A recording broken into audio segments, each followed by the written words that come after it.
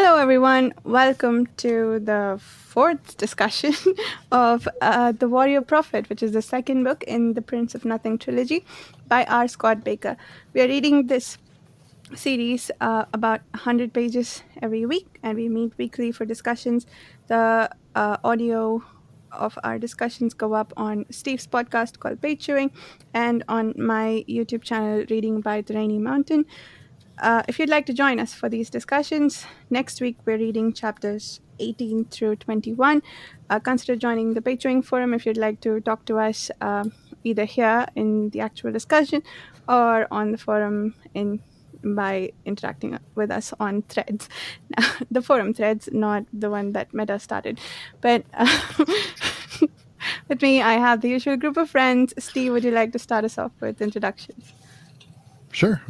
Steve, this is my second time reading The Warrior Prophet, and I'm, having a good time rereading this one, back in this world. Sounds like a strange thing to say every time I talk about it. Like, it seems like a weird thing to enjoy, but, yeah. I feel like we need a new word to talk about things that aren't necessarily palatable, but that we appreciate, not enjoy.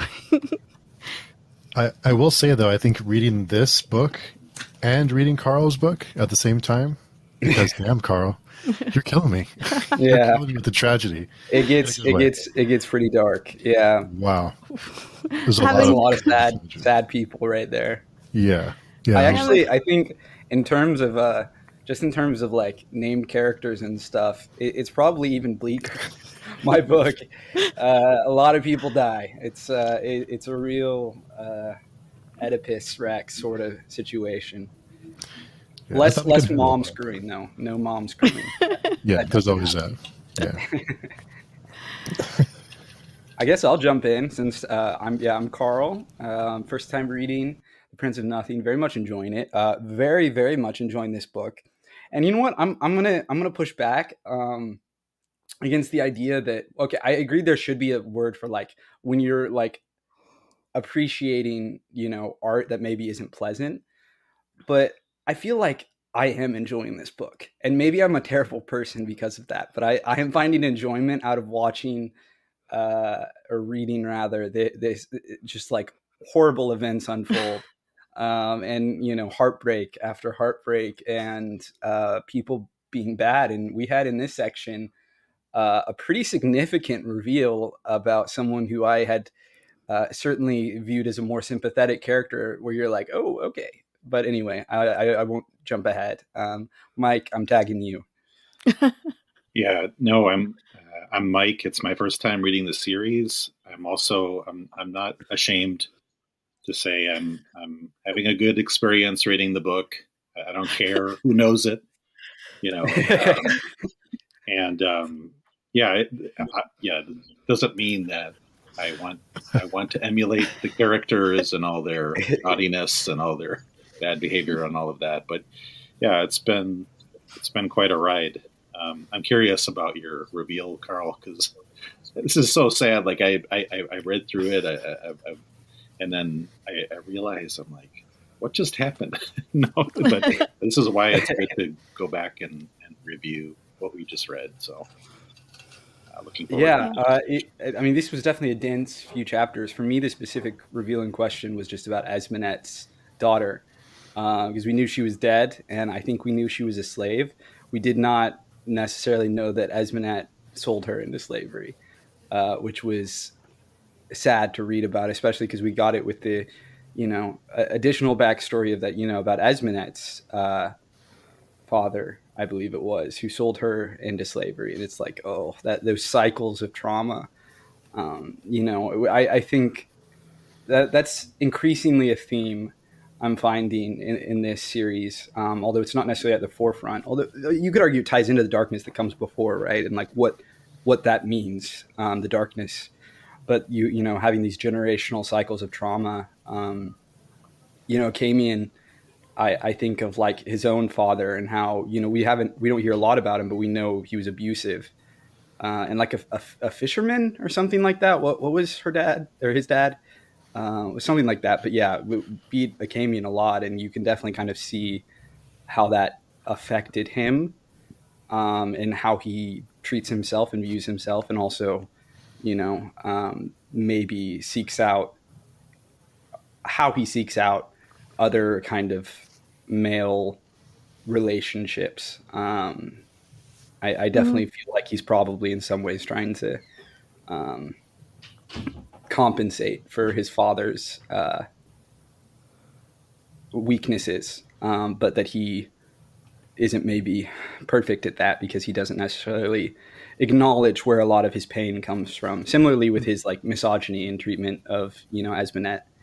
But that's why he's a compelling character, right? Anyway, I'm done talking now. I was sad and horrified. Yeah. And did it even raise the question about whether the daughter's really dead, or is that what she's telling herself and everyone else to cover up what she did? Oh, I didn't even think about that. Yeah, I don't know. I just assumed the daughter was toast, but yeah, I don't know. I was thinking back to the first book when you were uncertain, Carl, about what really happened to her daughter. I was so sure you'd read something there that I hadn't, even though she said that the daughter died, right? But I think it makes Yep. sense now that she would claim her death. In fact, it sounded like she was trying to say, no, she's dead, that it's not the other thing. Stop, don't, when you bring this topic up. So that I was think interesting. what stood out to me in the first book was that she was so vague about it. Like, that's why I was like, there's something more here, Yeah. I didn't know what it was. I assumed someone like brutalized her daughter or something, which I was like half right. But I didn't expect her to sell her daughter. That was definitely a lot. Yeah. It certainly puts a new spin on how she's been talking or thinking rather about her daughter and talking about her or lack thereof. And I that's interesting. That's an interesting question, right? Is her daughter even dead?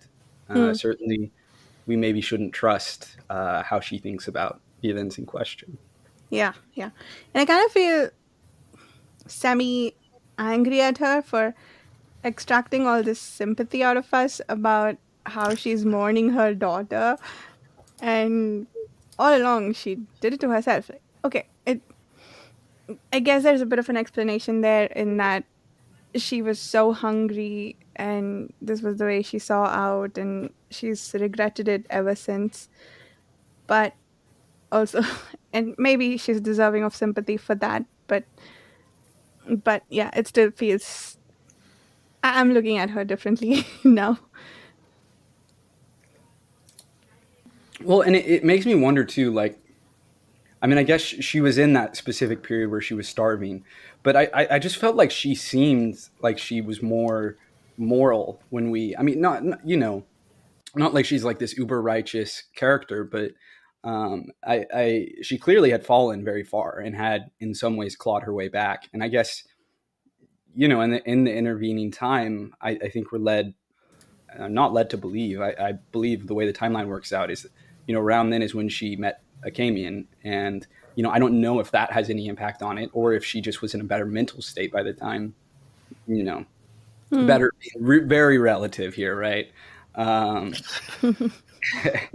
I don't know, because she definitely just seemed not just like wiser in that she'd experienced more life, although definitely that, but also just like genuinely more moral too. So I guess it just kind of shows the desperation.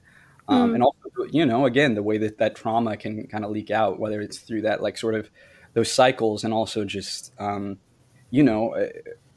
how callous she had been and that she no longer is. Like, I associate Esmenet with, like, compassion a lot. Like, I think of, like, Serwe and how she gets jealous of Serwe, but she, like, actually treats Serwe very well. And I fully, when they first met, thought that Esmenet was going to react the way that other women in Serwe's backstory kind of reacted to her, and like feel very threatened and be kind of like catty. I think that would be the more like tropier, probably more misogynistic way of writing it. But she like actually was kind of maternal or sisterly with Serwe.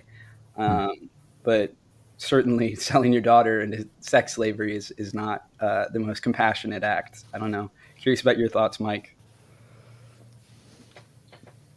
You know, when I read that section, I mean, I totally agree with you. That was jarring. But when I read this section, I thought, was it the father that influenced her to do that? You know, because if she's unmarried, and also, I mean, their status as, I wonder what compelled the father. They must be some very low caste, or I'm trying to dig into maybe the culture a little bit about what compelled the father to do that with Esmenet. But then it sounded like, yeah, it was. I wondered if Esmenet was very young. Like, I don't know what the conditions were, you know, and if you're you know, a prostitute or a sex worker and you have you have a baby in that world, what does that mean? Because in a lot of parts of the world, you know, let's say in Middle Ages, I assume it would be very difficult to have a child. I mean, just very difficult to even raise a child in that environment. So, it's just pretty awful. And I don't, like, I think we said early on in book one that we can't really, nobody's really safe, or I don't think we can really feel like, you know, anybody's like a good character, if you will. And this, yeah. And I was very interested in Esmenet's kind of trajectory as well with Kellhus, but I think maybe that comes a little bit later. But there's a lot going on with Esmenet in these 4 chapters for sure. Yeah, I think I think Varsha, I think, and Mike, I think you mentioned these chapters are very dense, but I think we have the battle and we have the end of the battle. A lot of things happen at the tail end, and then on both sides of it, we have a lot of revelations and character stuff. Mm. So it was almost like it felt like the middle was a lot of battle that I like you, Varsha. I kind of get lost in the battles, but the end of that and then the before and after there's a lot of things. Yeah. Yeah. I definitely am getting lost in the battles. I'm not. I don't want to say I'm skimming through it a little bit, but I'm just not always following it. And I'm trusting you all that it's maybe not as important, you know. For me, it's just getting a feel for like generally what's happening. You know, who's winning, who's losing. Yeah. You know, like I got like the twist in the battles, like, oh, here's the Achamian, you know, reinforcements coming in, and then oh no, like I couldn't tell you honestly how the Enrithi ultimately won. Like I my feeling is that it's tied into what Nair and Kellhus were talking about at the beginning, that it's about like persistence and like spirit and like just that sheer zealotry driving you know, forward. I forget exactly. I would have to look it up exactly the phrasing that Nair uses. But I'm curious, while we're talking about like before the battle too, what you all think of Martimus, General Martimus, because I found him as like a character who has gradually like kind of crept up into the story and has been more interesting to me as we've gone along, particularly because he's straddling this line as like he's falling for Kellhus, you know, that he's you know, one of the people who's like seeing Kellhus and like, oh, this dude is more, he's something else, he's something different. At the same time, he is supposed to assassinate Kellhus, and I think it's a really interesting tension there.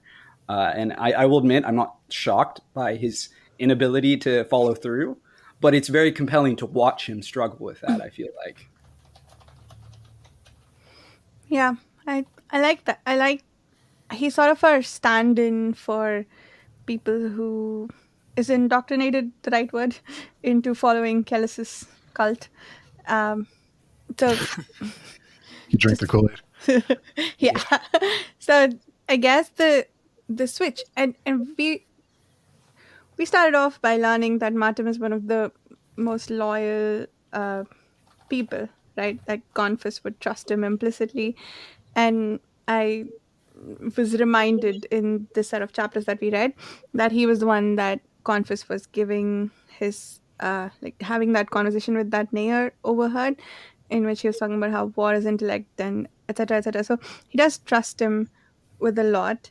So to go from this end to it's not that those aren't mutually exclusive loyalties, but I think the conflict that he has to struggle with is interesting, and it feels almost like he's not putting up a fight. it Right. that he's not fighting for his existing loyalties, which I suppose goes to show the depths to which Kellhus can take over your consciousness.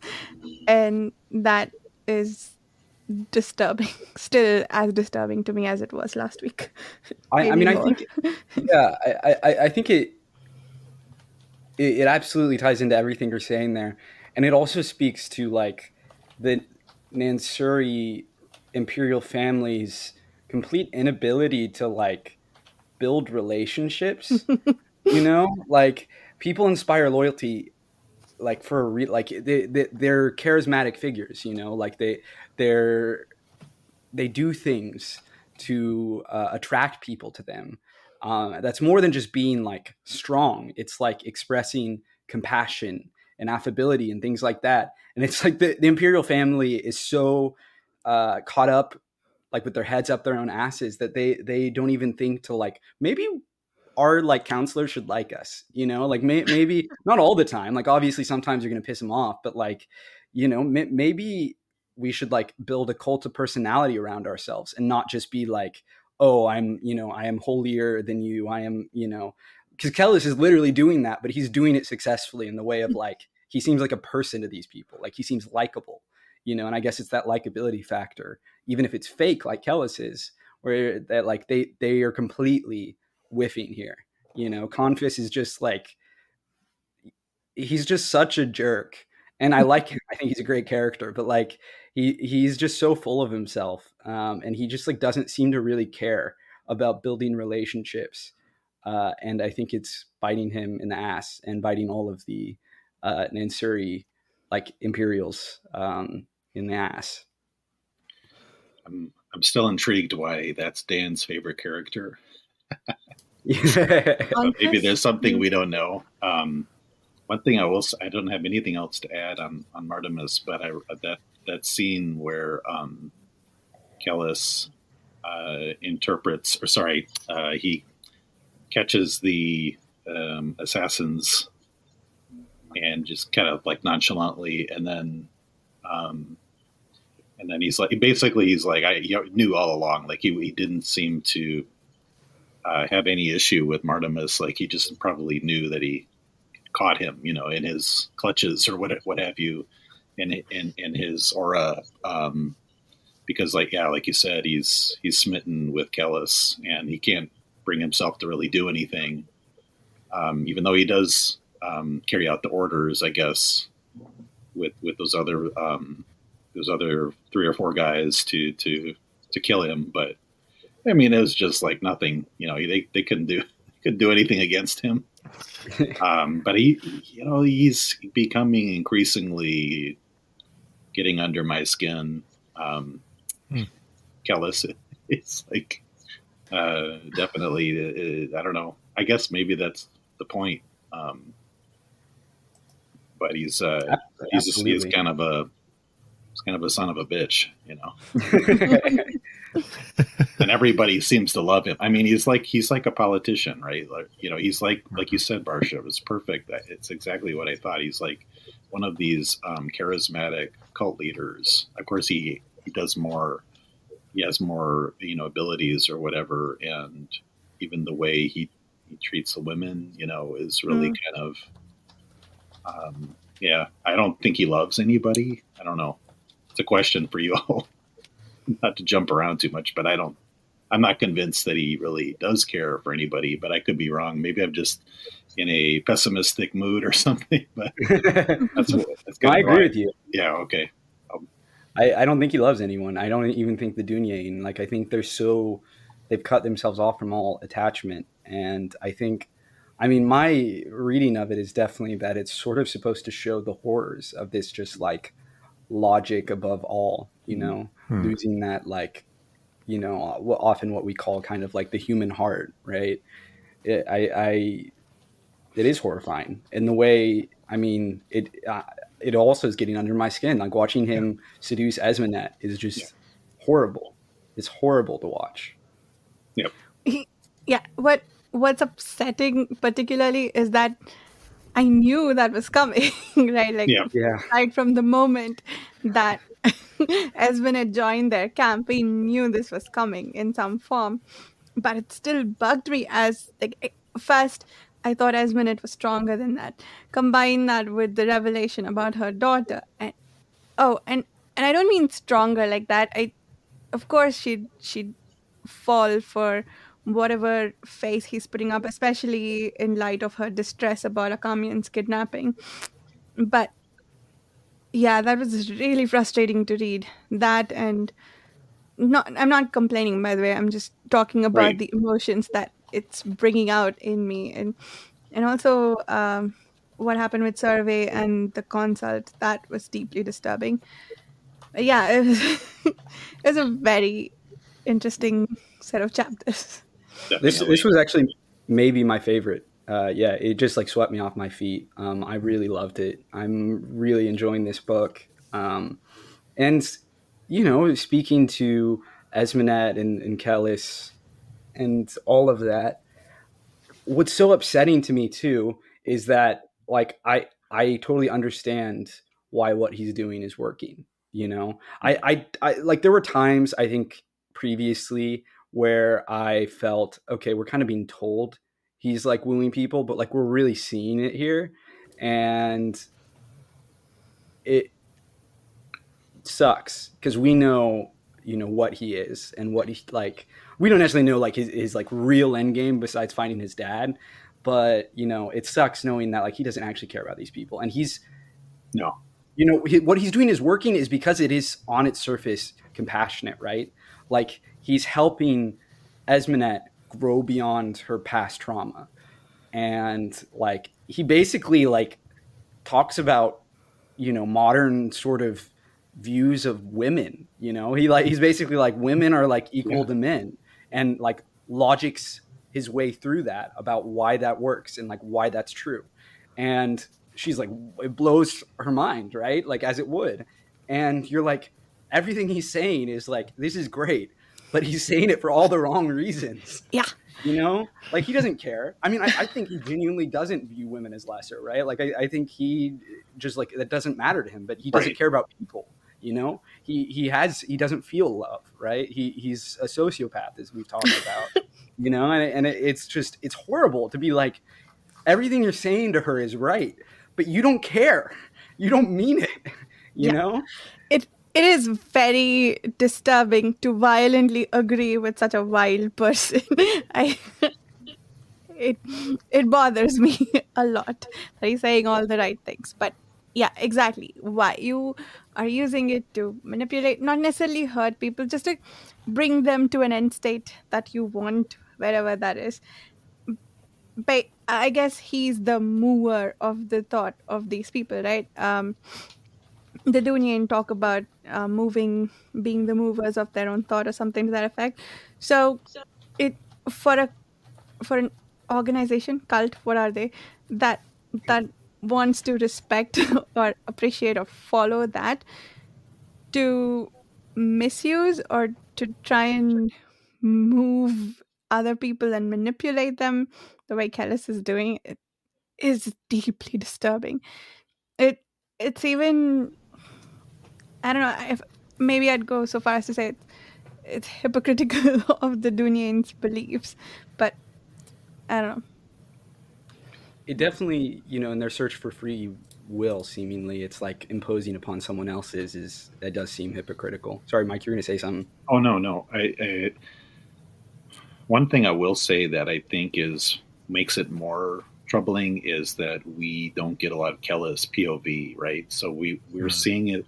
We're seeing him through the eyes of Esmenet, through a lot of, or at least what we were describing earlier, quite quite a few pages, and it almost lulls you into thinking that, oh, he's doing these wonderful things. Like you said, Carl. Like that's what's amazing, I think, about what's going on here, because you can't just take anything for face value. So, I was kind of just remarking, like, everyone is, speaking so highly of him, and now he has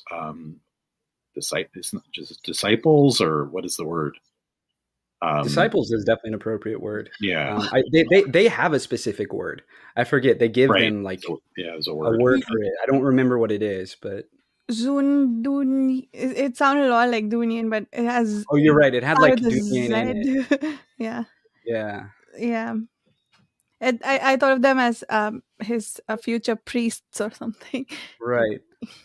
I know. I have to say, also, while we're just like briefly talking about the Dunyan and like kind of their whole deal, I think last week I was like, we don't know for sure. I didn't want to like judge them too hard. Like clearly Kellhus had like a jerk of a mentor or a teacher, if you will. And then we see more of his training here, and it's like, oh, they're bad. Like they are not good.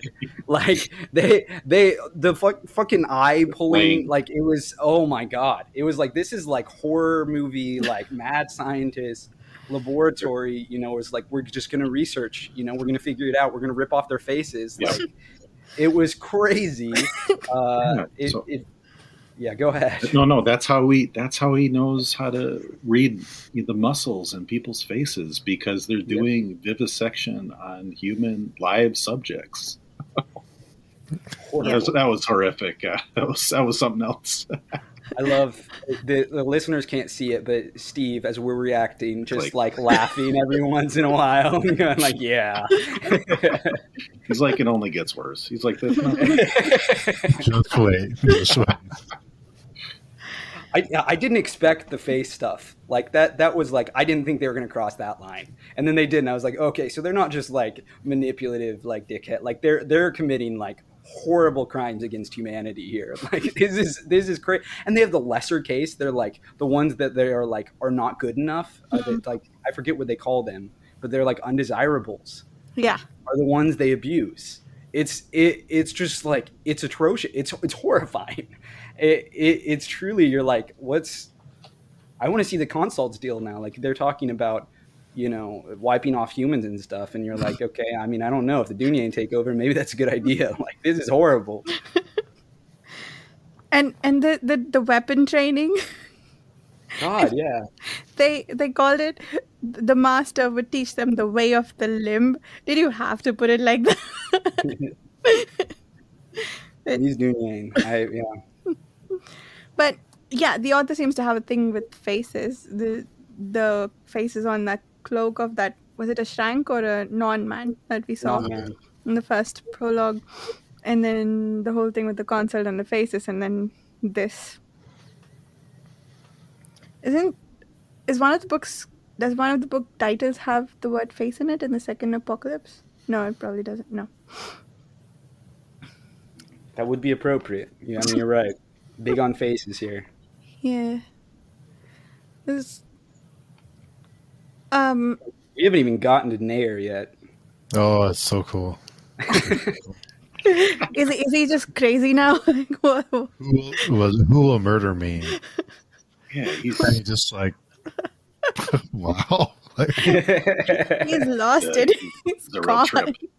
Yeah, he's totally gone. He's just totally. I loved it. I mean, that was one of the things I found most captivating. Is like, we're talking about like how gripping all this other stuff was, and the Nair stuff I thought was like, this is the best stuff we've gotten with him. I mean, because it's very climactic. This felt like the end of a book here, but we've still got like half the book left. It's crazy. I can't even imagine what's going to happen.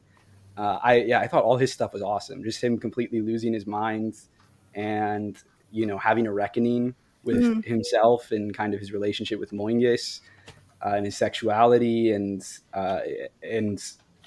oh my God. And then Kellhus deciding to spare him. I don't know what was going on there. Kellhus was like, he talked about, he felt pity, which was surprising. And I don't know I think it's meant to be left open to interpretation. Like, was it pity that stayed his hand? Because he was like, well, we can find other uses. There's always another use, but like, why wasn't that his opinion beforehand? You know, it really kind of seems like maybe he did feel something there, which was interesting. Yeah, that's a good point. It felt like a. Sorry, go ahead, Mike. Oh, no. I was going to say maybe there's hope, but I doubt it. It felt like he decided not to strike him and then rationalized it as, I'll just put him to use some other way, because Exactly. he didn't want to admit to feeling pity. Or, yeah. Which is so interesting. It makes you wonder, is that what it takes to like connect with Kellhus on any level, is for him to respect you? Because I think he does respect Nair in a way he doesn't respect everyone else around him, because Nair sees through his bullshit, you know? I mean, that's just speculation. I don't know. But like, because that just felt so surprising and out of character for him to like let pity stay his hand. But it's interesting. Like, I'm not, that's not like a criticism. I think it's a really interesting thing for his character. Similarly, like Nair choosing to save the woman. Of course, I knew that wasn't going to go well. I was like, okay, how is he going to turn around and they've been like shot by arrows, the woman and her baby? I knew they were doomed. But that was really compelling. I mean, that's the most likable he's ever been, where like he's still screaming horrible things, but like he's actively being heroic, That's what I love. I love is like when you get like a truly morally gray character who's like capable of doing genuinely heroic things, as well as being like a rapist monster, and you understand why he is the way he is too, right? It's not just like it's this mystery. Like you're like, I understand his horrible, messed up psychology. I just got to jump in when he saved the woman and her child. I didn't know what was going on there. I didn't know what compelled him to do it, first of all, and then when they were up in flames, I wasn't sure that was him. I thought that they were like consult or something, or I was I totally misunderstood it or misinterpreted it. So that's. I don't think he lit them on fire. I think we got blown up by like. I thought it was the Scarlet Spires, no? Yeah. The sorcerers, yeah. Okay. And Nair had the chloride, chloride in his hand to protect him. Oh. So he survived. But okay. There you go. Oh, so the people that he saved, they weren't Injiti, they were Fanim?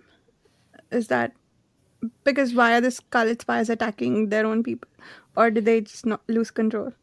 I think it was like a sacrifice. I think they drew them in, and then they sacrificed the people that were there, is the way I understood it. Wow.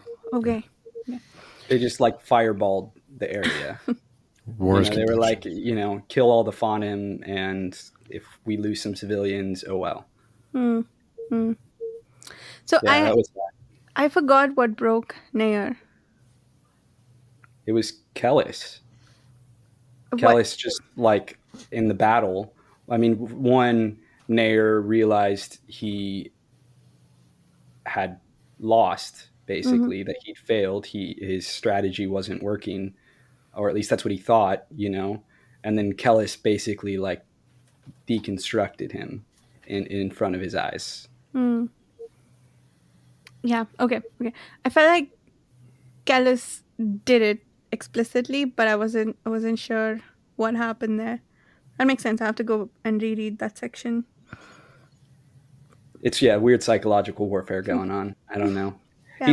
He was already going crazy, right? Like we saw his mind unraveling slowly. He definitely had been on shaky ground. I think because again, he's like a jilted ex, with like Kellhus. He's like, I'm gonna go sleep in my own tent, sort of thing. Like he was like mad, but like he clearly has this magnetic attraction to Kellhus too, based on his relationship with the father. And I don't know, Nair's so messed up. Like, it's hard to even talk about it because he's just like paradoxes, like that. His everything, I mean, I think that's the thing with him, like saving the woman too, is like it's almost like I don't know. I think if it was a man, he wouldn't have done it. I think it's specifically because it was a woman, and a woman with a baby, no less, that he felt this like because he just left, or no, he was looking for Serwe at that point. Right? He hadn't found Serwe yet, and Serwe pregnant with his child, but who has somehow Kellhus has claimed. And I think that it's kind of all tied up there in his psychology and just got messy, where like she almost was like Serwe for him, you know, psychologically. You know, this idea, and Serwe herself is not even really like meant to be a person to him, you know. She's A prize.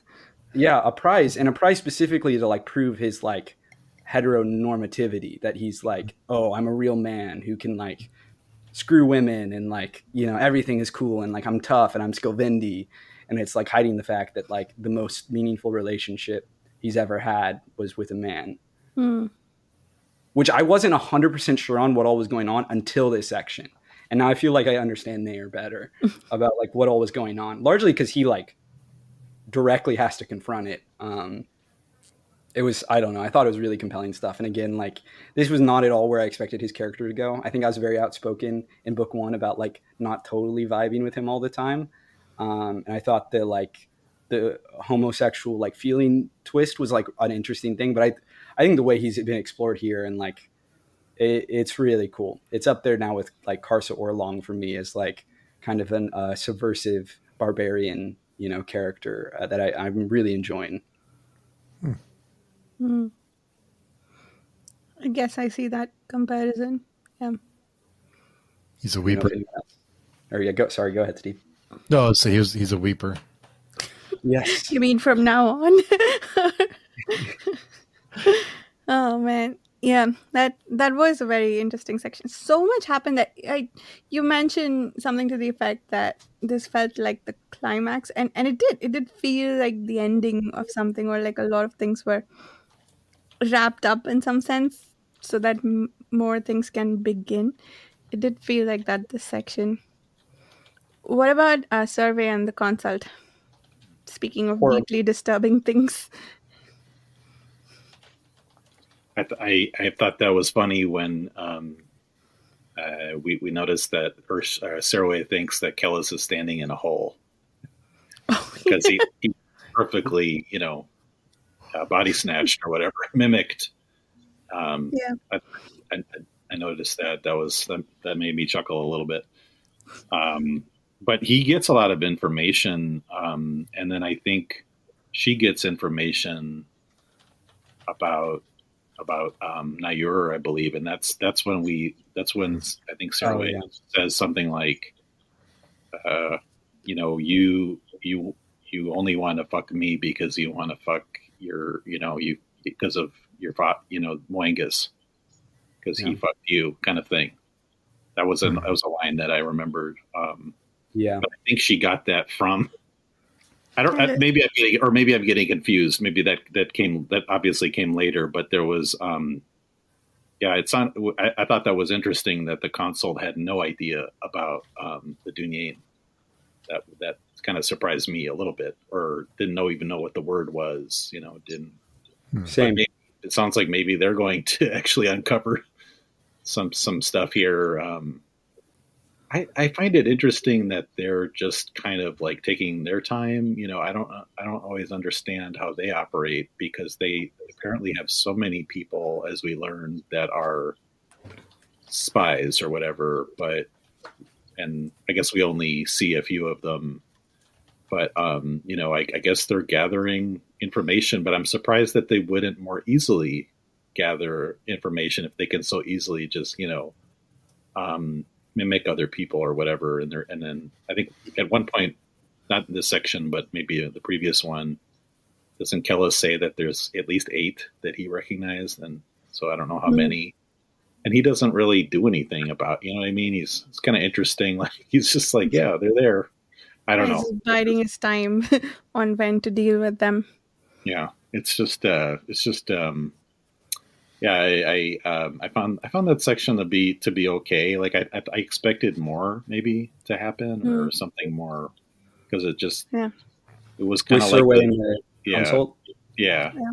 Maybe it's just me, but or when he would again. I guess they don't get killed, so like, doesn't he gets killed by, is it Nayur? I don't remember now. It was Nayur or Kellhus. I think it's Nayur that kills him. And then he does. Yeah. He survives, I think. Yeah. No, he Stabs survives. him, right? He gets Stabs out. him. Sorry, but he lives. Yeah, That was my point anyway. I just said he killed him, but The face removes itself from the they body. just live. Anyway, it's fascinating. Yeah. Yeah, the consult, I definitely have. I mean, it's a lot of question marks. Certainly, how they work, what all they've infiltrated. The Kellhus letting them just like exist is one of the things that I certainly have struggled with the most. Like, where you're like, why isn't he doing anything about them? You know, like I guess he wants to kind of like, but he knows they like know he's a threat is the thing too. So it's not even like he thinks he's still under the radar. That's one of the things I'm like, I don't quite understand what he's planning there, but plans within plans. I guess his motive there was that he didn't want them to know that he could recognize them. But did that only become clear to him now, or was it before? I forget. During that interaction with Sarcellus, right? When they had that weird fight by the fire. Right. That's when they found out about the fact that he can figure them out. Yeah. Yeah. That was a crazy scene. So we found out that the consult are invested in the Holy War. I mean, I guess that was obvious, but they want the Holy War to make progress and get to Shime for some reason.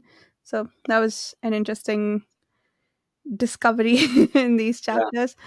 And also, I think we had a question last week about whether, or maybe a few weeks ago, about whether the person needs to be dead for them to assume their face. I guess we have that answered now. I thought for the, and it was interesting. I wonder why, maybe to reveal that they can take on the face of people who are still alive.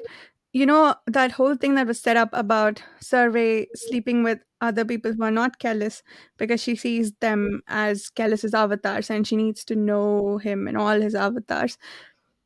I thought that that's how she was interpreting this person who randomly grabbed her from the behind. But then it turned out that she was recognizing his voice and that she did actually think that was Kellhus and he was wearing Kellhus's face. So I did wonder about the need for that misdirection, or at least maybe that's how Bakker chose to reveal to us that the consult can take on faces of people who are alive. But it didn't become clear until Nair heard the consul's voice and said, "Oh, the Dunian's in there with her. How is that possible?"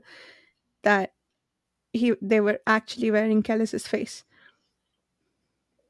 Yeah, no, I mean, I'm with you. I at first I was like, because the way it's written, it cuts between the scene with Kellhus and Nair, and it almost seems like that scene maybe is like coming to an end, and then you cut to the scene with Kellhus, fake Kellhus, un-Kellhus, if you will, and Serwe. So I initially was like, "Oh, this is Kellhus," and I was like, "Wait, this is not. This is weird. What's going on here?"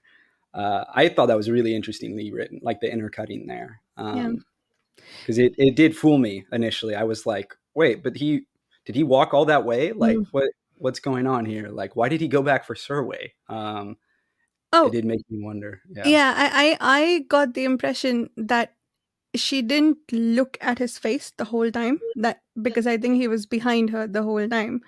So I thought maybe random face, maybe voice is being mimicked, but then yeah, that was interesting. But I think in the first, around when we were talking about the first book, someone commented on the YouTube video saying that they found Serwe's point of view being really disturbing to read, or that difficult to read, sorry, not disturbing. And I started to agree with them now. I mean, it was difficult before, but what you referred to, Mike, about how she thinks he's standing in a hole, like she'll rationalize anything to suit her beliefs. It feels like she's got a part of her mind missing or something like, is she's broken, she's so traumatized that she's broken, or she's just plain stupid. I don't want to read that into it, but it was very difficult to read the section where she got manipulated. It was far worse than Esmenet's scene with the consult. She's definitely the one character I think in some ways I've struggled with the most. That to me, she feels the flattest. Mm. Like she I understand why she is the way she is. And I remember being disturbed reading her backstory. Like I just found that like really hard to read. It was just so bleak and just so depressing, so sad. You know, like there was not even like moments of happiness really in how she recounted it. And I don't know. I haven't been blown away with her character. I just feel like there haven't really been like depths uncovered. You know, like there are, like we just got another one with Esmenet, right? Like Mm. Esmenet increasingly is like more and more complex. And I'm not sold on Serwe yet. She almost just feels kind of like she's there to fill a role more than like to be a character. But I don't know, you know, we'll see how that goes. Yeah. Like if she dies, you know, imminently, then I'll definitely kind of have a bad taste in my mouth about it all. We'll see. I just have a bad feeling with the baby coming. You know, anytime there's a pregnant woman, I'm like, uh-oh, you know, especially in a dark story like this, I'm like, this is bad vibes. Like something's going to happen. Mhm. Like I don't I worry about the baby. I worry about her. Like I don't know. Yeah. Yeah. I Sorry, go ahead, Mike. Oh, no, I was just going to say I agree with both of you. Like, she's not a very multi-dimensional character, really. I don't think, and I really do. I mean, we feel sorry for her, but yet she's also extremely vain. Mm. She's, Yeah. you know, obsessed kind of with kind of her own with Kellhus in particular. But also, would you agree that she's kind of like codependent? Like she needs him, you know. Otherwise, I think she's really, she's very, you know. I think, well, she even obviously it's quite evident. I think in one of the last chapters where she's like, "I will do anything," you know. He says, "Whatever, wherever he wants to go, I'll go." So if you know, she's talking to Esmenet. She's like, "If you want to be with him, you know, it's fine." So she doesn't even Mm. have. She's not even have like a soul, or she doesn't have. I feel like she is an example of what can happen with a Dunyan. You can become so enamored that you, and it does happen also in religion, right? In some cases, I guess, where you become so enamored with, you know, some, you know, your God or what have you, um, you know, that I guess it's because there's a lot of discussion about faith and doubt here too, which I, you know, noted. So is she's putting all of her faith into him, I guess, and that's, you know, it's an example, as you said, it's a role, I guess, Carl, that she's played so few roles, because also the relationship with Nair, whatever, however you pronounce it. Um, but yeah, she's like to the extreme of just kind of blindly, I guess, in love with him, but Mm. yet, and then in contrast, he could give two shits about her, probably, as we said earlier. Oh yeah, he doesn't care about her at all. No, I well, yeah, in a weird, really messed up, like truly so messed up way. I think Nair cares more about her than Kellhus does, which Oh, far is more. horrible, horrible to express, considering how Nair treats her and the fact that in the way he views her is like she's property, right? But it's just, yeah, it's just sad. I know that uh, Nietzsche has something, you know. I know Friedrich Nietzsche, his philosophy inspired these books. I think increasingly in a sort of like in a dark way, like in a, I think Callus is supposed to sort of be almost like a, this is what Nietzsche's arguing for in like a bad way, you know, kind of a warning. Um, but I know he has something about like slave mentality and, you know, like wanting to like dominate, you know, versus like being submitting, you know. And to me, it's like Serwe embodies this slave mentality of just someone who is just so flattened by Kellhus in particular, and certainly her life before Kellhus, but Kellhus really, that it's made her just like flattened as an individual.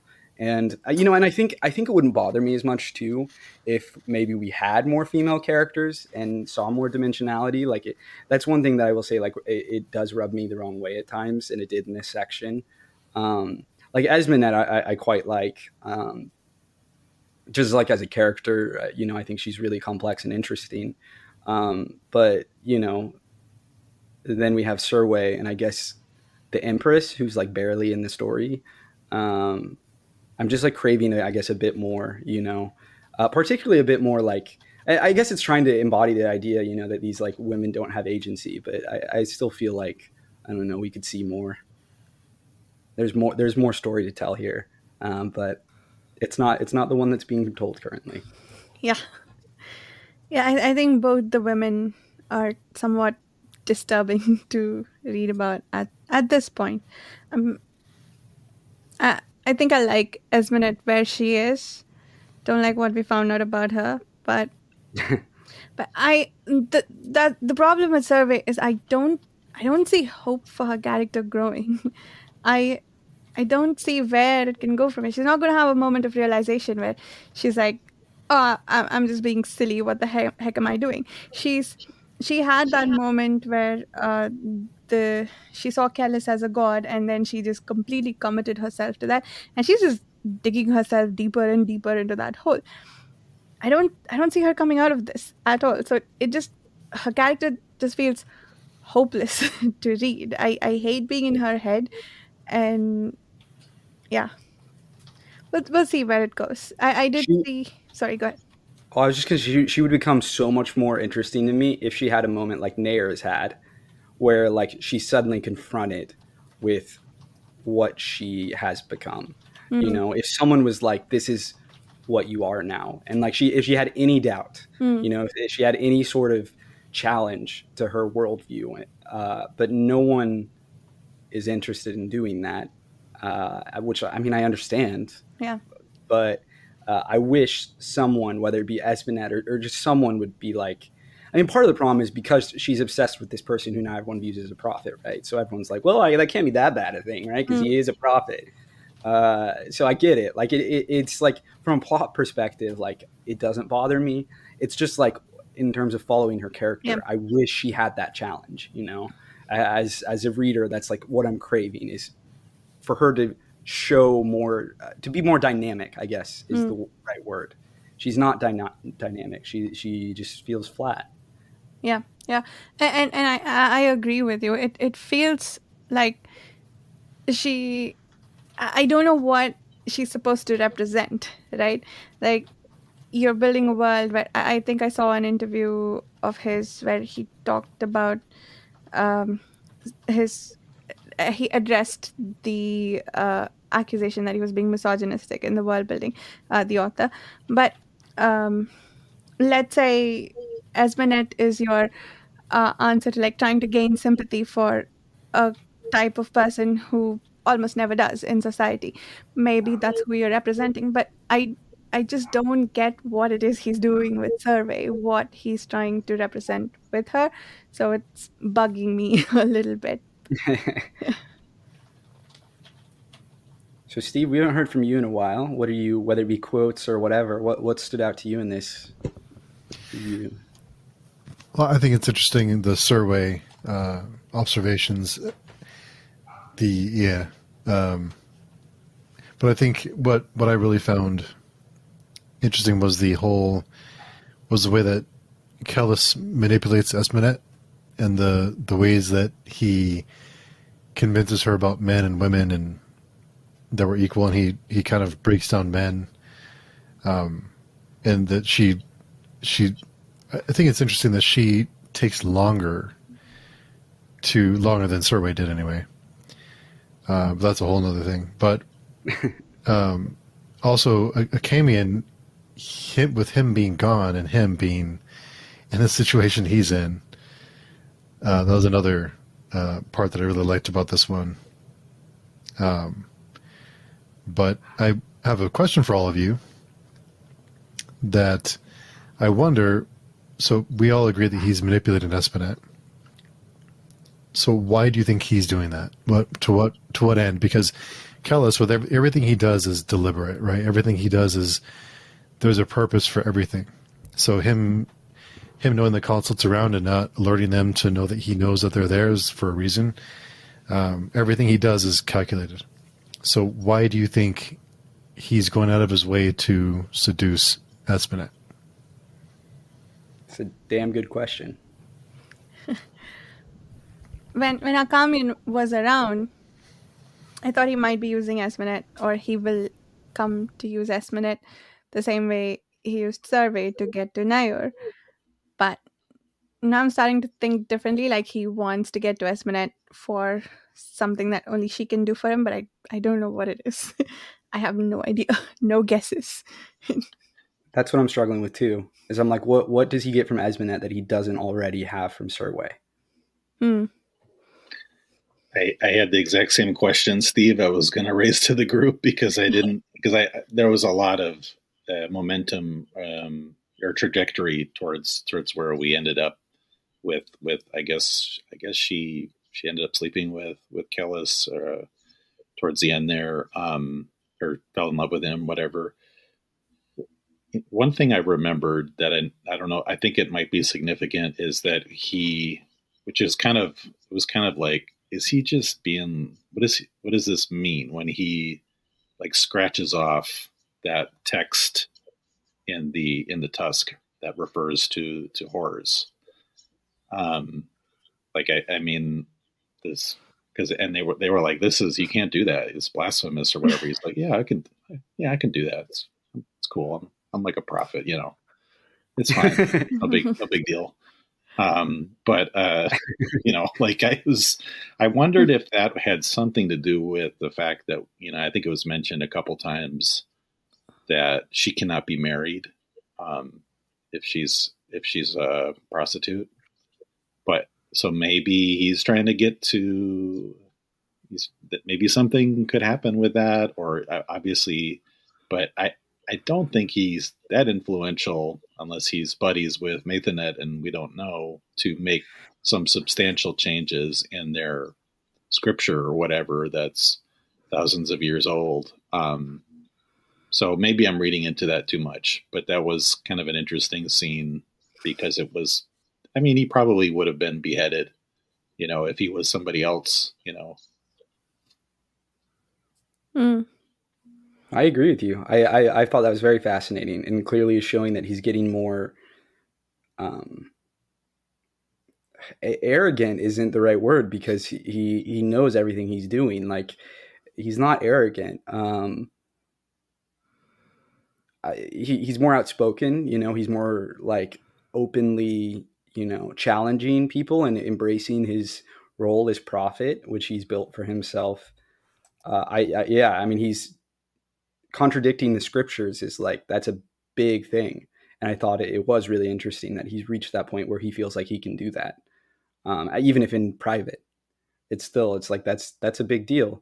And certainly you see that, right, with like prophets, right, that come along, and that's how like Islam started, right? Like, Jesus is a prophet in Islam. They just don't, like, Muslims don't think he was the son of God. And so you have someone like, that's what he's doing here basically, is he's starting a religion, and he is building up this new sect. And I think it's really interesting. It's certainly very compelling to read about, and very unsettling, because we know he doesn't, I guess it begs the question too, like, would it be better if he was a genuine, like, zealot believer himself, or is it, is it just as bad or less bad or more bad that he is just manipulating people without any actual, like, faith, I guess you could say. But yeah, to go to Steve's question, I have no idea. Like, I truly no clue.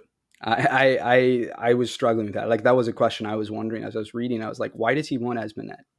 When Achamian was around, I was like, maybe to get to Achamian, or like to do something to get Achamian. But she doesn't have power is the thing. So, like, why does he need her? And even, like, if you think about, manipulating men through sex, like, he has Serwe. He's already doing that. Does he just want another person, You know, I mean, she's like, this is horrible and like sexist to say, but like she's getting older, right? And it's already like biting her. Like I'm only saying this because the world, you know, that's what they've talked about, right? Is that, you know, an aging whore it has less value in this horrible misogynistic society, right? And so I don't know what he's looking for, because he doesn't like respect her as a person, right? Like it's not like this is a personal thing where he's like, I just really like Serwe and I want to seduce her, you know? Like it's not like Achamian, who like genuinely thinks she's like really cool and he likes her, and you know, even in his own kind of troubled way, respects her. What does he want? I don't know. I mean, just going. I'd love to hear from Barsha, but I wonder if he's got some big plans so that he's going to become more than just a prophet. Like, you know, he's going to be like for him to be recognized, he maybe needs to take a wife, you know, in that society.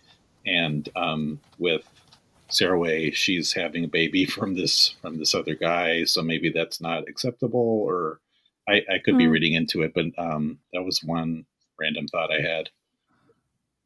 But he can claim the baby, right? Yeah. Like, I mean, I guess it all depends. You know, they're both blonde, so it depends, I guess, if the baby comes out blonde or not. You know, that would be a troubling, like, oh yeah, I'm the dad, and like, you know, comes out like dark haired, dark skinned, you know, like Nair, and it's like, I don't know about that. But yeah, I don't know. It's an interesting point, right? Yeah. But why take Esmenet as your wife though, right? Like, why not a noble person, right, who has wealth and power? That's the thing. I don't understand. That's a really good point. Yeah.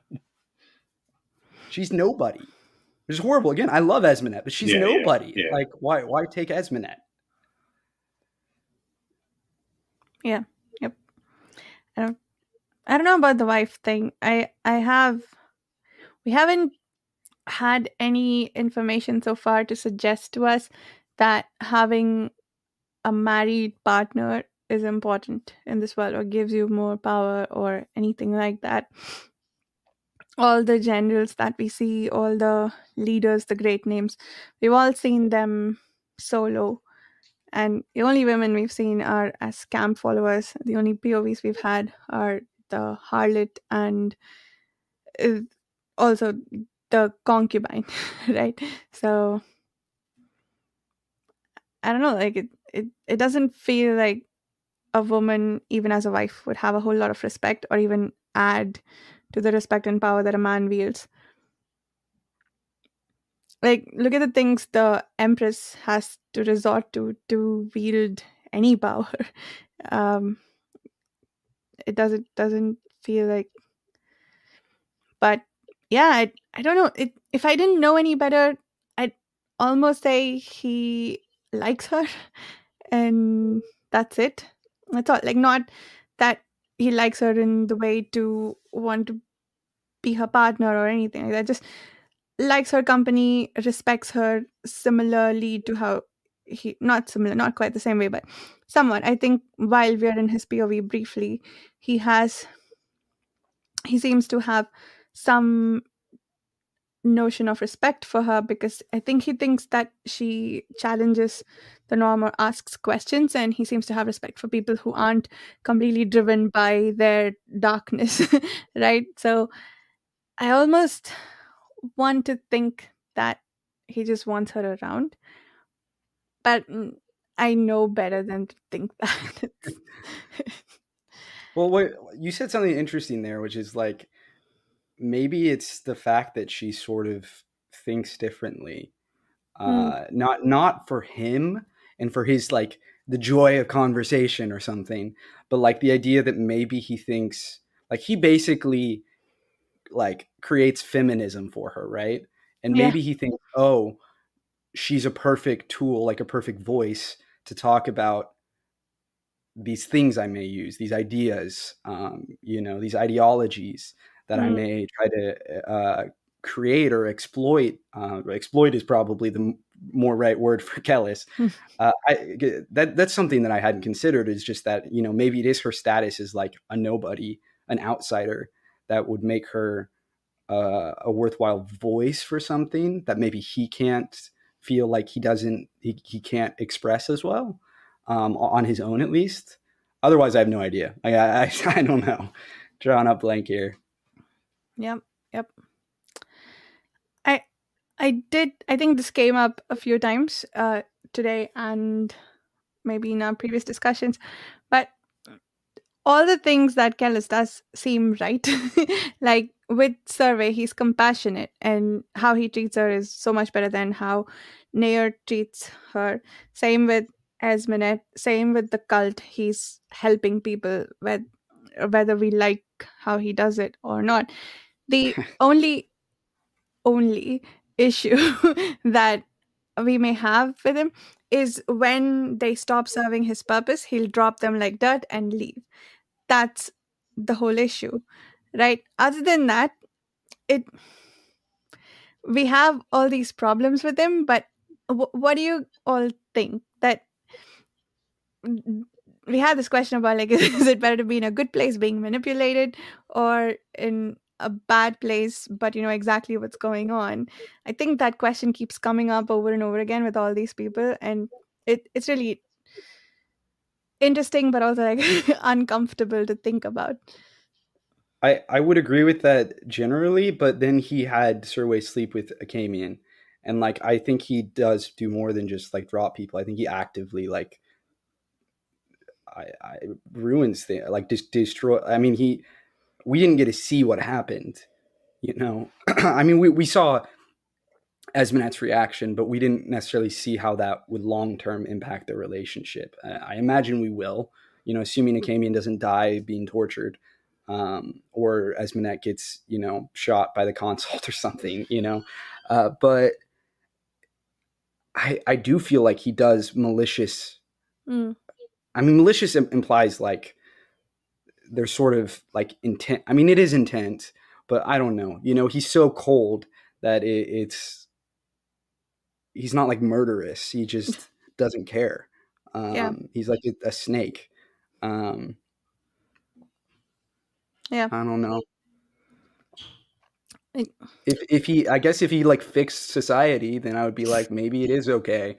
But I'm not convinced that that's what he's gonna. We've seen what the Dunyain society is like. Like, Yeah. it's not better.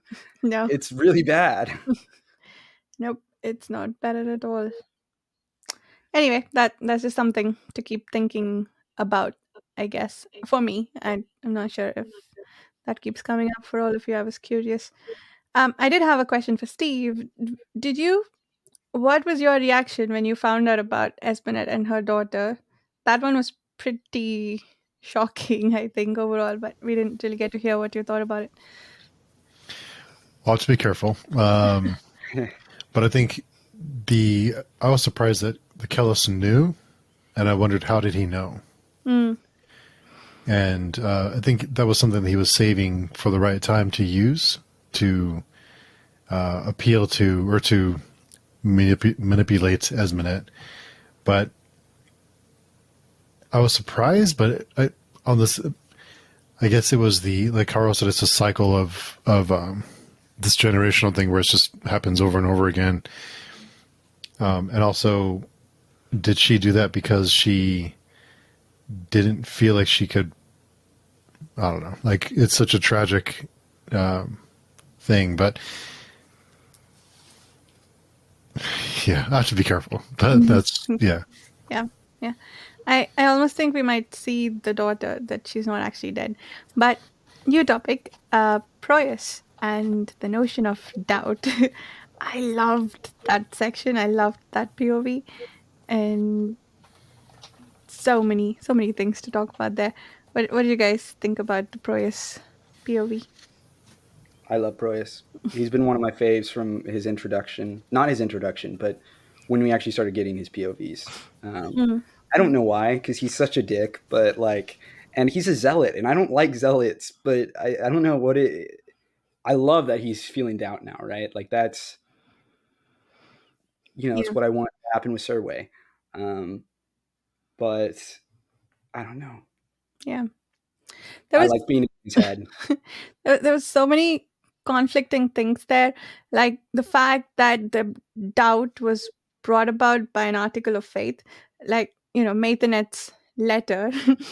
Apparently he trusts Mathenet implicitly, so or he would do anything Mathenet tells him to, so he'll even change his mind about Achamian and his blasphemy. So he's feeling doubt, but it's brought about by his faith. And similarly, Achamian is taught him to doubt, but he doesn't. In the case of Esmenet, like, when one thing that upset me a little bit, in from the character's point of view, not the book, was, I feel like I have to clarify, but was when Achamian left and to the library, and his excuse that he gave Esmenet was that you can't read, you'll be useless there. But Kellhus teaches her to read. It never occurred to Achamian to teach her that, like, come with me, I'll teach you to read, and we can read together, right? That did not happen. So he just has these preconceived notions about Esmenet. He has these ideas about her that maybe aren't necessarily what society thinks of her, but they're still they fit a certain mold. And he's not doubting his opinions. Like, he's not breaking out of that mold, but he was the one who taught Proyas to doubt. So there's just so much complexity there that I really enjoyed that section. Absolutely. Couldn't say it better myself. I think it's a really important theme in the series that's probably going to keep coming up over and over again. And I have to admit, I somehow stumbled upon Bakker talking about this somewhere, but I don't think anything was spoiled really, but just like, so I think that it's this constant juxtaposition of faith versus doubt. Having faith is, he's really challenging us to think that having faith is problematic here. Yeah. But I would say that's maybe a commentary beyond the book for the series too, which I might agree with actually. So I really do appreciate it. I'd have to go back and reread it because my mind is like mush right now. But there was one point that I wanted to make about the letter. It was more of a question. So why does Mathenet want Achamian to be followed? Is it followed or guarded, or I forget what exactly was the main message? I don't understand it. Protected, I think. Is it protected? I didn't get the impression that he knew about Achamian being abducted. Did right. He? I didn't either. No, he didn't. Yeah, he didn't. I think he just wanted him to be kept safe. Yeah, if you think about like the delay in time of everything, that was like his last news of Achamian was way before that. So, can I peddle my Mathenet is mowing his theory some more? It wouldn't be an episode without it. I'm here for it. I'm on board. So, we know that the consult wants the Holy Word to get to... Wait, but why would he work with the consult? Sorry, I think... Okay, so what's everything we know about the consult? And do we think at this point that the consult care about the Anasurimbor at all? I think they did when they found out that... Did we have a section where one of the consult members realized that Kellhus calling himself Anasurimbor wasn't just an affectation, that he actually is a descendant of that line, and that meant something to them? So, assuming that Anasurimbor means something to the consult, Mathenet wants Achamian protected so that he can help with the consult, probably. Like any mandate schoolman would do that. I don't know why Achamian in particular. See, that would be crazy. That would be, that would basically combine the two prior theories, right? We've had is I think it was Mike who was like, maybe Mathanet is consult, right? Yeah. Way back even. And that would be crazy if Moingus was consult. Like, that would be nuts if he decided he went out and somehow he got like corrupted. And is it corruption? I don't know. The Dunyanes suck too. Like, but I don't know. I'd want either of them running the world, or even the country. I hadn't even fully considered that. I had like was continuing on the Mathanet is Moingus train, but like I hadn't thought maybe he's like that kind of almost completes the circle, is like, oh, he's Moingus who has joined the consult. That's interesting. But then Achamian, what does he want? He would know though. They would know about the Onasuring boars, and he would know about Kellhus. Oh, wait, no, that doesn't make sense. Never mind. That's the giant gaping hole. Never mind. So I mean, I guess where I started from was that Mathanet as Moingus is Anasurimbor, and the consult care about Anasurimbor for some reason, and he knows of it, or for some other reason, whatever. He has some other agenda in, let's say, stopping the consult. And Achamian, as a mandate schoolman, has information to help, possibly. But then we also know that the consult wants this holy war to get to Shime. So if that's true, then he has to be working with the consult. So that doesn't make sense. Okay, so I take back my peddling. What if he's infiltrated the consult? What if he's being a skin spy in the consult? I mean, not literally a skin spy, but what if he's a spy in the consult? And that he's doing what Kellhus is doing with Enrithi within the consult, and he's creating his own like little group there. I mean, I don't know. I don't know. I'm just spitballing here, right? To try to, because we don't know. Like, what is Mathanet's deal? Like, he's mysterious. Is it going to turn out that he's just a zealot and that's it? That would honestly be disappointing after all the mystery. Like, at that point, is like, just tell us he's like, just like make him charismatic. Like, I don't need the mystery without something there. I want something to be there. It doesn't even have to be Moingus. Like, just something. Yeah. He could be another. He could be another Dunyane. He doesn't have to be Moingus, right? I had a very batshit crazy theory. I'm not sure if I should share, but I don't want to throw off the discussion if you want to continue talking about it. But no, please. No, go ahead. But I love batshit crazy theories. At one point, I was like, could every prophet potentially be one of these Dunyane people? Even going all the way back. Even the Phanem prophet, and you know what I mean. That would be crazy. That was something I was like, so because we don't, like you said, Carl, we didn't see that side. We don't really understand what's going on there. I think we get 2 pages of Scorus, and he's like, I'm going to burn this paper. So there's something. I was like, okay, it's kind of like the mob is going to get raided or whatever, and they have to get rid of everything, or I don't know. Maybe it's a bad example, but yeah, like I just was like, anyway, it's kind of out there, but maybe there's just a tradition of these people coming and putting themselves as these prophets or whatever. Because I was starting to turn towards your side, Barsha. I was starting to believe that Mathanet was Moingus. I was really feeling it, and I listened to your from 2 weeks ago. I listened to your discussion on that too. Yeah, I don't know. What other Mathanet is X? What other X's would make him interesting? That like people or types of people that we are aware of.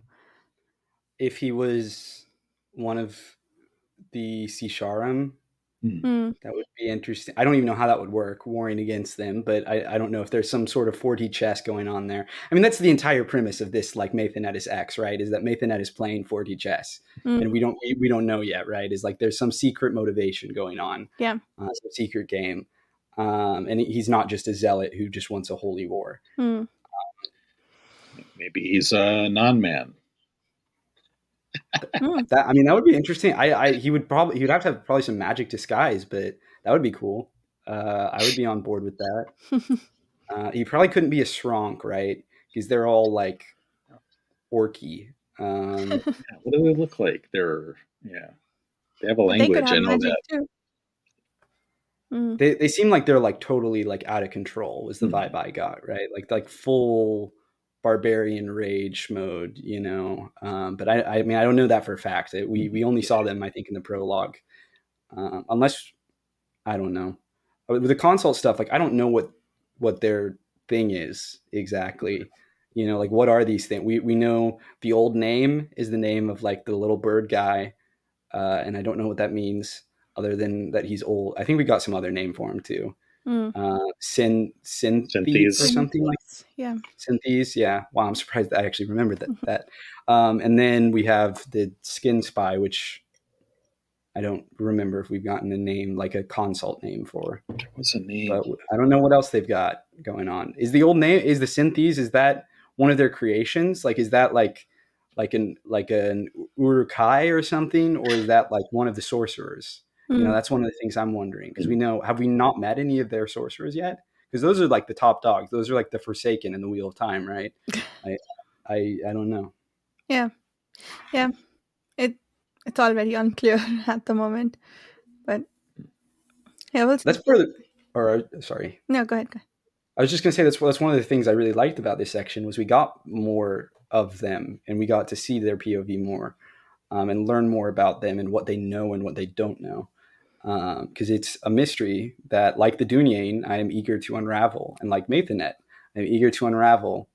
I got to give Bakker credit. He's really good at these mysteries where like he teases out this information, and it really, I just enjoy it. You know, it's a thing I enjoy in series. You know, if you're going to have this long running story, having these like long form mysteries that you like gradually seed out information, I think he's doing a great job. Yeah, I agree. That is, among other things, definitely what makes me want to go back and feel. I think the mystery that I'm most attached to at the moment is who the heck is this Mathanet guy? But also now I think, what the heck does Kellhus want from Esmenet? And I suppose I want to know how Achamian's going to get out of there. Although I don't really care about that much. I feel like I want to know what happens. I want to know what happens to him. I think he's kind of the only good guy. Well, yeah, kind of. Obviously, he's got his issues. I feel like there's no. I like go ahead. I was just saying I like him. I like Achamian. I mean, he sucks, but also he is like relatively a good guy. So I'm pro Achamian. And you know, he has aspects of him that are like it's not just that he's relatively better. Like he has some aspects of him that I find genuinely very like easy to empathize with. I like Achamian. I just think there's no real mystery there because we know he'll survive enough to write those histories. So he's getting out of there. Okay. Does anyone else just feel like, I don't know why, I just have this gut feeling after the last section that he's just going to go nut, like John Wick on them.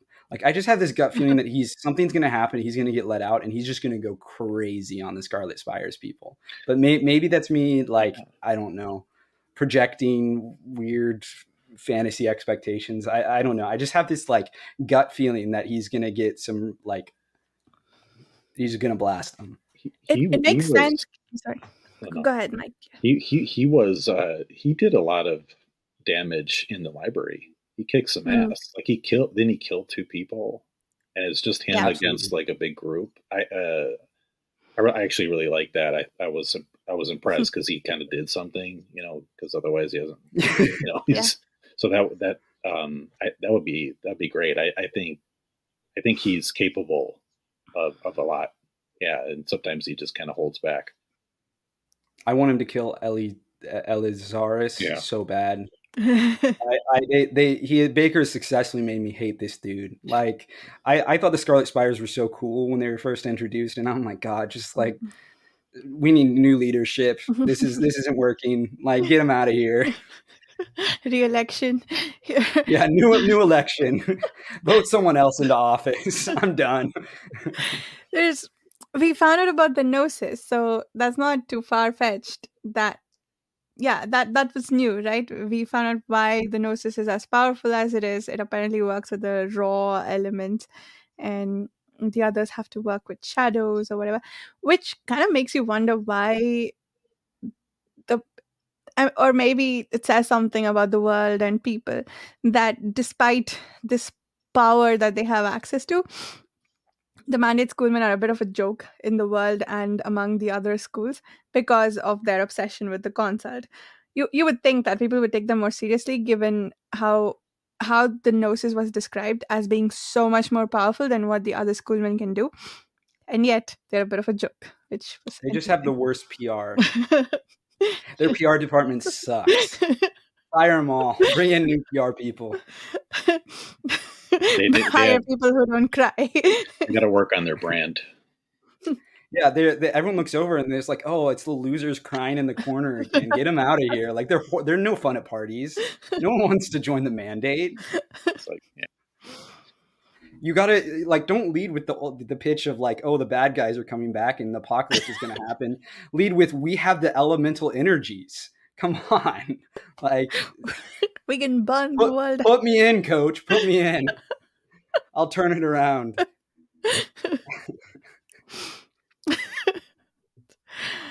All right. I think we're at the point where we'd ask Steve for quotes. Give us some, Steve. Yes. Well, one of them that we had mentioned before, and just is on page 343, was Golgotha raised about the greatest terror ever to fall from the heavens. What I forget the context. What was it about? That was one of Achamian's dreams about the first apocalypse. That stuff is awesome. The description of their big castle and everything, which we learned again was built around a spaceship or something. Crazy, and more space stuff. This section really had it all. It had everything. Yeah. So Steve forbade us from looking up Incoroi in this book. So I'm hoping we find out more about those alien people. Oh, you will. I mean, that's like the consult creatures, right? We know that much at this point. It's the I don't know if it's the skin spies, because I get the vibe the skin spies are made, they're artificial. But I think the Synthes is one of the Incoroi. I think that's what they said. Maybe in this section. Or are they just a genetics experiment gone wrong? Oh, God. Crow with the face of a human. I totally missed that. If you find the page, let me know. I'd like to. I probably need to reread that. There's sometimes I'm reading this book and I'm like, I'm at the gym or whatever, on the machine, and I'm just maybe it's a few cases where I just zone out. I feel you. I have those sections too. This was one. It was the one section where we got their POV. I know that much. And again, I'm looking for the alien stuff, so it stood out to me. I saw Incoroi and I was like, oh, this is it. Okay. There's one I liked from the Proyas POV and all the discussion about doubt, when Achamian sends him to go see the kind of people who express doubt. He says he saw much hesitation, but he wasn't so foolish as to confuse that with doubt. I like that. That is good. What other quotes you got, Steve? The ones I have are war is conviction. Yeah, that's the one I was talking about at the start. Because I think that's how they won, is just by not giving up, basically. That's what I got out of it. I don't know if there was actual strategy in the back half after they got surprised, but yeah. I also like that section with the weapon training, when the master says, remind me of the thing from Mahabharata a little bit, but the master says, you have to the thing about not letting other people occupy your space, right? You're fighting for space. I like that. I'm trying to find the quote, but Page 340 is where I think they talk about the Inquiry thing. That's definitely the page, like the section where we get the consult POV. And this reminded me, looking over this, that we also find out the name of the non-men civilization, or at least one of them, the Ishtar-Benth, which I guess is a city. Ishtar-Benth is a city, I think. And that Nin Silgiris seems to be the leader or something of the non-men. I thought that was cool to finally get some of their POVs. I don't know if we're going to see them a lot in this trilogy or if that's like next series. But we did get a little more non-men information, and we definitely found out that they definitely fought alongside humans against the consult, which was cool. It's like again, it's the classic like Lord of the Rings, right? Like elves and men team up, you know. But we have this horrible, messed up, apocalyptic version of that. I love it. See, this is when people are like aping Tolkien, I want them to do something crazy like this, you know, where it's like take it in like some crazy direction, you know, like to make it like heavy metal, grimdark like this. You know, do something crazy. Add aliens. Like this is what I'm here for. Yeah, definitely. Yeah. I agree with you. Thank you. That's the same name is mentioned in the dream in that Steve referenced us. So that's perfect. Kind of I love all the world building that's done. I mean, this is why I come to epic fantasy, right? For the things, not only just like how it's drip fed to you, but like you get to see these great scenes of the past. You know, you hear these names that like initially don't necessarily mean anything to you, or maybe you get the context just to know like, oh, this is the non-man guy, right? But you like gradually unravel more and more, and you just see the scope of everything. And I love it. And Bakker's killing that. Yep, I agree. Any other closing thoughts? I'm not seeing the word Inquiry, so maybe it was the last section then. I don't know. Yeah, the Inquiry was, I think, in the first 100 pages that we read. Or was it even in this book? I forget. No, it was definitely... No, so the Inquiry have been mentioned at least twice. There was once where we didn't know what they were, we just knew they came from space, and we got the space story. And then there was a consult scene where... I want to say it was the Synthes referred to his people as the Inquiry. Like I'm 100% positive this happened somewhere. I just do not remember where. Because I remember being like, oh, I was looking for that word. There it is. Because it clarified, right? Because we were like, who are the Inquiry? Like, who are these aliens? And it's the consult. I don't know. Right. And then we got, again, another story in the flashback that Steve and Mike were just talking about, the dream, where we hear that they built a castle around something that fell from the stars. You know, whether that's a meteor or a spaceship, I don't know, but like something came from the stars and they built their big evil, you know, Mordor around it. Or whatever the name of the tower is. I forget the name of Sauron's tower. Yeah. That's cool. Yeah, I think the first time was when after that bit where Esmenet and Achamian find each other and they talk about stars, and then that leads up to the Inquiry having come from the stars. I mean, they were unrelated things, but I think it was in the same section. I seem to recall. In the dream, I flipped the page. It talks about the Ark, you know, the Ark. It's spelled with a K, but like this is a ship, right? Like this is a spaceship. They came from outer space, and they're not nice. I'm gonna laugh if the consult turned out to be like just like little like gray aliens. They're just like waddling around like big black eyes. Like it'd be hilarious. Little ETs. Exactly. Okay. Cool. So let's do outros, I suppose. Carl, do you want to start us off? Sure. I am Carl, and I'm here for the aliens. You know, you can find me on social media at Carl D. Albert. You can find me on the Page Chewing forum. That's probably the best place to find me, just because I like going there as opposed to Twitter. And you can read my book, Truth of Crowns, if you would like to join us. I know Steve and Varsha are currently reading through it right now. I haven't got to the part where people start dying yet, but now I'm dreading it. Uh-oh. I'm sorry. Yeah. Mike. Yeah, I'm Mike, and you can find me on Page Chewing, and I've been collaborating with Steve talking about comics. We talk about weekly comics that come out every week, and so you can tune into that as well. I think that's called Page Chewing Comics and Manga. Mm-hmm. Very cool.